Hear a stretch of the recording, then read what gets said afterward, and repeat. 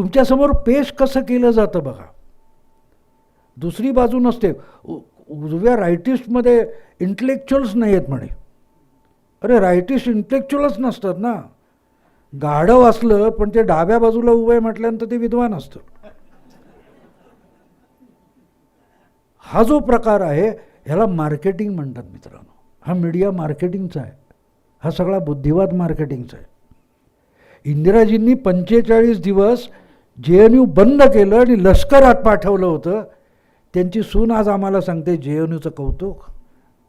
का नाही दुसरी बाजू येतो समोर, मार्केटिंग. दुसरी बाजू आणली समोर तर आमचं सगळं मार्केटिंग कोसळून पडेल ना. आणि तिथे तुम्हाला कळतं ह्या राजकारणातल्या गमती जमती त्यातून येतात. कारण कसोटी तेव्हा लागत असते जेव्हा पसोटीची वेळ येते. तोपर्यंत तुम्ही वाटेल त्या थापा मारा, खपून जातात, काही प्रॉब्लेम नसतो.